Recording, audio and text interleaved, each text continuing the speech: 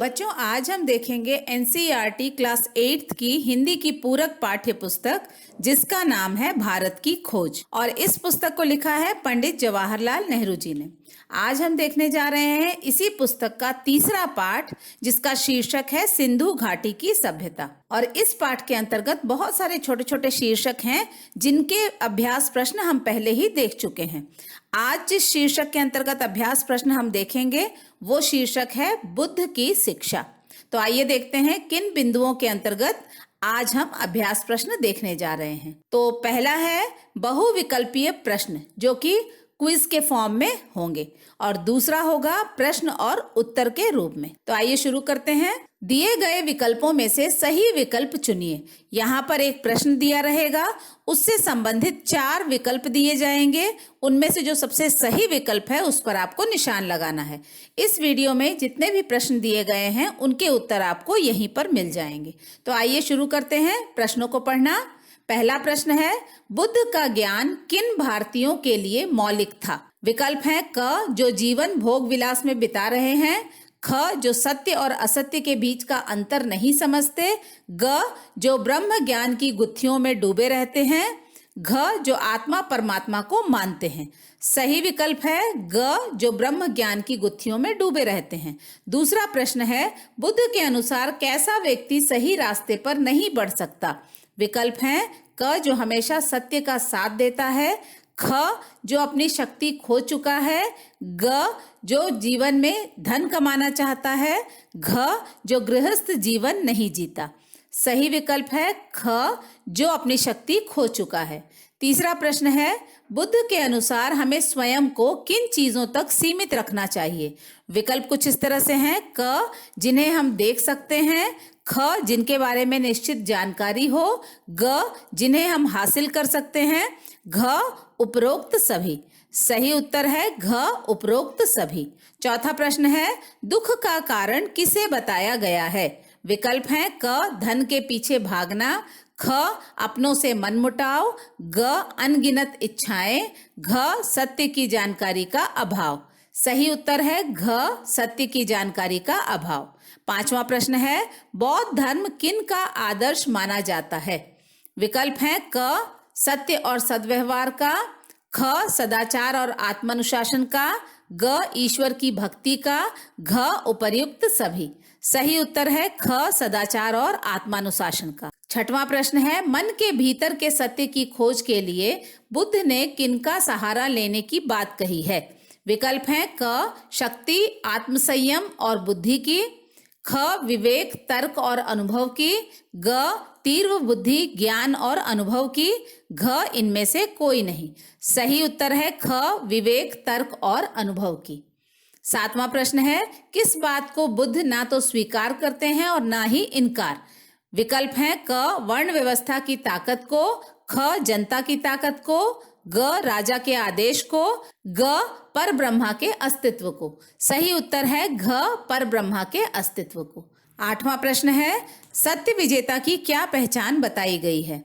विकल्प हैं क, स्वयं पर विजय प्राप्त करना, ख, अधिक धनवान होना, ग, ज्ञान अर्जन करना, घ, जीवन का ज्यादा अनुभव होना। सही उत्तर है क, स्वयं पर विजय प्राप्त करना। नौवां प्रश्न है, बौद्ध धर्म के अनुसार मनुष्य की जाति का निर्धारण कैसे होता है? विकल्प हैं क, उसके माता पिता द्वारा, ख, उसके कर्म से, ग, उसके कुल से, घ, उसके स्वयं का निर्णय। सही उत्तर है ख, उसके कर्म से। 10वां प्रश्न है, जीवन से जुड़ी किन बातों पर बौद्ध धर्म में बहुत बल दिया गया है? विकल्प हैं क, सत्य और अहिंसा, ख, सुख और शांति, ग, वेदना और दुख, घ, जीवन और मृत्यु। सही उत्तर है ग, वेदना और दुख। 11वां प्रश्न है, बुद्ध की कौन सी पद्धति हैरानी में डालने वाली है? विकल्प हैं क, भौतिकवादी विचारधारा की पद्धति, ख, मानवतावादी विचारधारा की पद्धति, ग, मनोवैज्ञानिक विश्लेषण की पद्धति, घ, आत्म विश्लेषण की पद्धति। सही उत्तर है ग, मनोवैज्ञानिक विश्लेषण की पद्धति। 12वां प्रश्न है, बौद्ध धर्म के अनुसार क्रोध और बुराई पर कैसे काबू पाया जा सकता है? विकल्प हैं क, कड़े अनुशासन से, ख कठोर नियम से, ग कड़ी सजा देकर, घ दया और भलाई से। सही उत्तर है घ दया और भलाई से। 13वां प्रश्न है, सभी देशों में बौद्ध धर्म के प्रचार के लिए बुद्ध ने किन्हें भेजा? विकल्प हैं क अपने सेवकों को, ख अपने शिष्यों को, ग सैनिकों को, घ राजा के मंत्रियों को। सही उत्तर है ख अपने शिष्यों को। 14वां प्रश्न है, बौद्ध धर्म में सभी जातियों के मिल जाने की बात किस उदाहरण द्वारा बताई गई है? विकल्प हैं क सभी धर्म के लोगों का एक साथ रहना, ख सागर में नदियों का मिल जाना, ग सभी त्योहारों को मिलकर मनाना, घ सभी नदियों का हिमालय से निकलना। सही उत्तर है ख सागर में नदियों का मिल जाना। 15वां प्रश्न है, जीवन के दुखों के अंत से किस चीज की प्राप्ति होती है? विकल्प हैं क नए जन्म की, ख मन की शांति की, ग स्वर्ग की, घ निर्वाण की। सही उत्तर है घ निर्वाण की। 16वां प्रश्न है, बुद्ध द्वारा बताया गया मध्यम मार्ग किन दो चीजों के बीच का रास्ता है? विकल्प हैं क अतिशय भोग और तप के बीच का, ख अत्यधिक सुख और दुख के बीच का, ग अत्यधिक धनवान और गरीबी के बीच का, घ अत्यधिक क्रोध और शांति के बीच का। सही उत्तर है क अतिशय भोग और तप के बीच का। 17वां प्रश्न है, हाथों में क्या लेकर बुद्ध अपने प्रिय शिष्य को संसार में फैले हजारों सत्य के बारे में बता रहे हैं? विकल्प हैं क सूखे घास, ख सूखे अनाज, ग सूखी पत्तियां, घ सूखे फूल। सही उत्तर है ग सूखी पत्तियां। 18वां प्रश्न है, बुद्ध ने जीवन में किस मार्ग को अपनाने को कहा है? विकल्प हैं क सरल मार्ग को, ख कठिन मार्ग को, ग श्रेष्ठ मार्ग को, घ मध्यम मार्ग को। सही उत्तर है घ मध्यम मार्ग को। 19वां प्रश्न है, बुद्ध के प्रिय शिष्य का क्या नाम था? विकल्प हैं क अनुज, ख आनंद, ग अभय, घ आलोक। सही उत्तर है ख आनंद। 20वां प्रश्न है, घृणा और प्रेम के संदर्भ में बौद्ध धर्म में क्या कहा गया है? विकल्प हैं क घृणा का अंत घृणा से, ख घृणा का अंत प्रेम से, ग घृणा का अंत ज्ञान से, घ घृणा का अंत अनुभव से। सही उत्तर है ख घृणा का अंत प्रेम से। तो बच्चों, यहाँ पर बहुविकल्पीय प्रश्न खत्म होते हैं। आइए देखते हैं इस शीर्षक के अंतर्गत दिए गए कुछ प्रश्न और उत्तर। पहला प्रश्न है, गौतम बुद्ध द्वारा जीवन में कौन सा मार्ग अपनाने का संदेश दिया गया है? उत्तर है, गौतम बुद्ध ने जीवन में हमेशा मध्यम मार्ग अपनाने का संदेश दिया है। उन्होंने कहा है, न तो मनुष्य को अत्यधिक भोग विलास में डूब जाना चाहिए और न ही अत्यधिक तप से अपनी शक्ति खत्म कर लेनी चाहिए। स्वयं का अनुभव बताते हुए वे कहते हैं कि जो व्यक्ति अपनी शक्ति खो देता है वह जीवन में कभी भी सही रास्ते पर नहीं बढ़ सकता।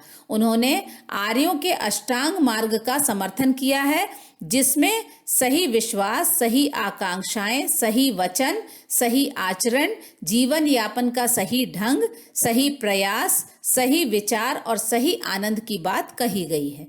प्रश्न 2, बुद्ध ने अपने प्रिय शिष्य आनंद को कौन सा ज्ञान दिया?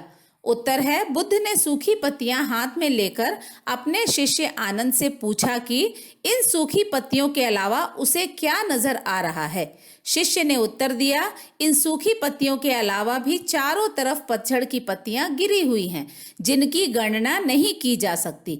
इस उत्तर को सुनकर बुद्ध ने कहा कि ठीक इसी तरह मैं भी तुम्हें केवल मुट्ठी भर ज्ञान दे रहा हूं, लेकिन इसके अलावा भी संसार में चारों तरफ ज्ञान और सत्य फैला हुआ है, जिसे तुम्हें स्वयं ही ग्रहण करना पड़ेगा।